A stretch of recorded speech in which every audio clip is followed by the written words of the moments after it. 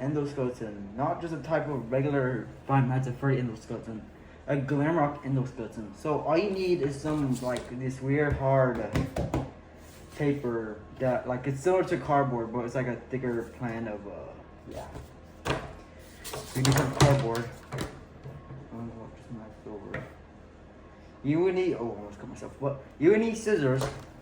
You would need E6000 glue. If you don't have it, then you just use hot glue sticks, pencil, hot glue gun, and where is it?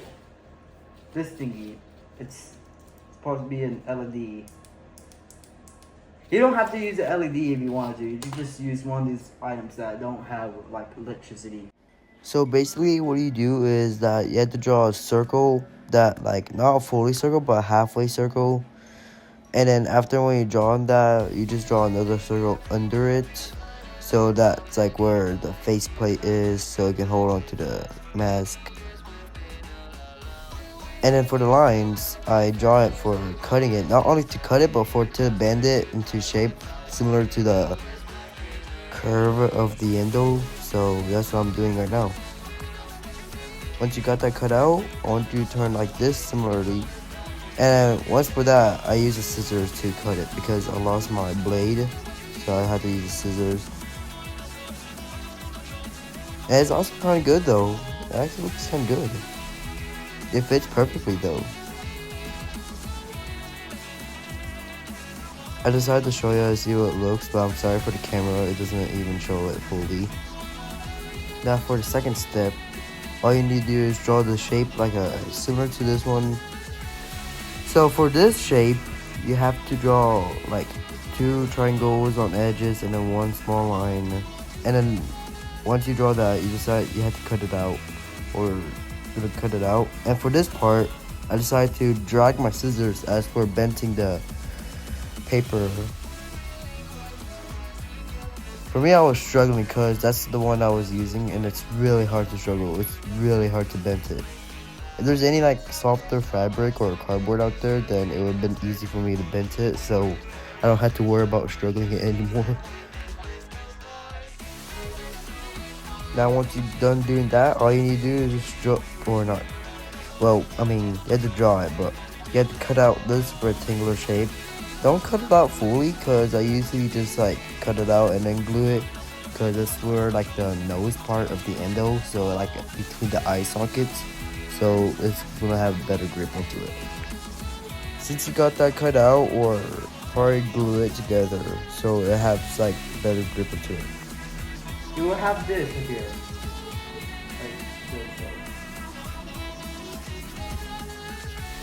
Now once you got that cut out, I want you to cut out this shape here, like these weird shapes. And after that, when you got that, I want you to cut out 2 of them, so they have, this is for the jaw part, so this is for the actual size compared to the head.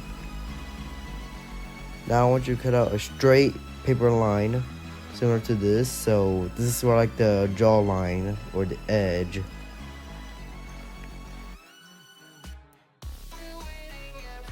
It should turn out like this.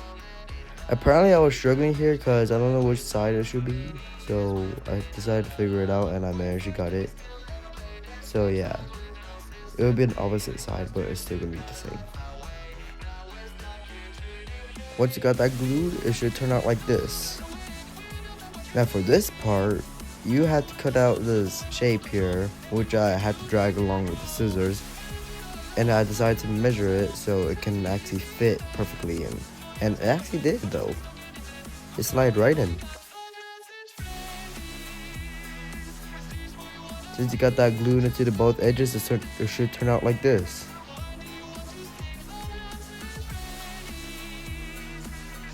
So basically I cut it out so it has this like edgier grip onto the jawline, so I tried to make it more accurate to the game. So yeah, that's how I created it. And I also added these edges on the head.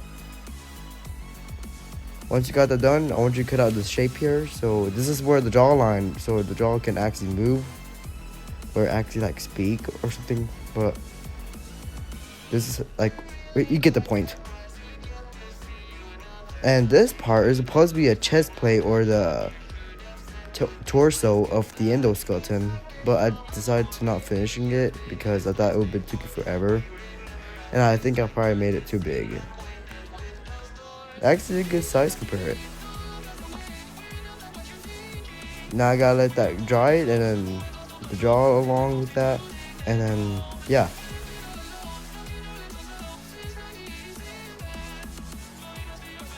Once that done dried, I want you to ended up making a hole or draw it. So this is where the jawline able to move.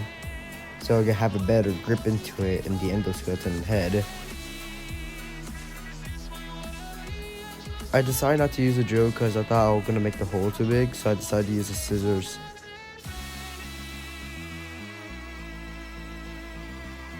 Once you did on both sides, I want you to draw a little hole. So this is the marking.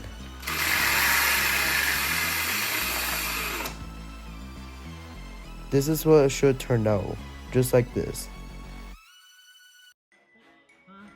Now for this part, all you need to do is just draw a circle and then this shape here, because this is going to be the eye sockets. Since I already completed on the other side, I want you to draw two. I decided to add a rim here so you can have a better grip onto it. Once you got that glued or done, it should turn out like this. Just like that. And all you gotta do is just glue it onto it, and then that should be good to go. Once you got that glued, I want you to turn this into like this, similarly, also the same side. And I also make a little rectangle or like this box here. So this is where the eye socket is gonna hold into the mouth. Since you got that glued, I want you to do it on both sides, and it should be ready to go for the eye sockets. I decided to remove the head because I thought it was going to show the eyes, so see what it actually looked like. So I decided to remove it. It looks like ET though. Once you add the head back, or I decided to reattach the head.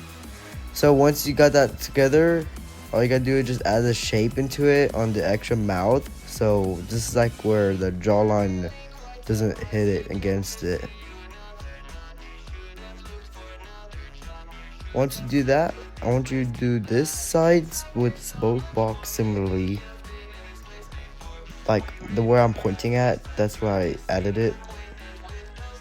Now this piece is the ear part where it's able to move. I didn't do a fully video of it, so I decided to show it what it looks like. So basically you have to reattach the head, and then all you gotta do is just add this ear sockets into the side of it. So I'll just add like 2 cylinders and then reattach it one. Let me show you how I've done. I've been making this ear shape more of a type of a, not rotated one yet, but I'm not doing a rotated one because I'm just trying to make more of a, like how to, or how it's supposed to move, or how it's supposed to be like. So yeah, I use an M&M ball to hold the mouth because it keeps falling over and I hated it.